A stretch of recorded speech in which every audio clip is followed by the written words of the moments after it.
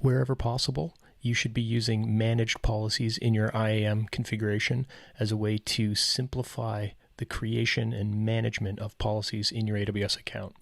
There are two types of managed policies you can use. The first is created and maintained on our behalf by AWS. That's referred to as an AWS managed policy. You cannot change those, but you can use them as a starting point for the other type of managed policy in your account, a customer managed policy.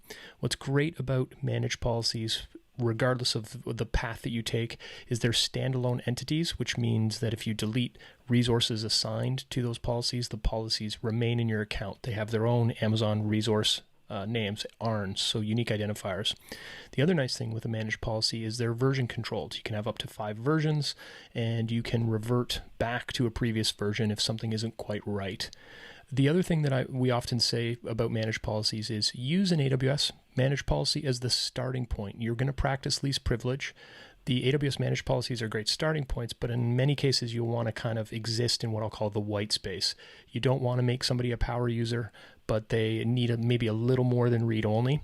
So you might use one of those managed policies as the starting point and then modify it for what you actually need. Once that modification is done, you could use the policy simulator to validate that it actually does what you expect, and then you can deploy it.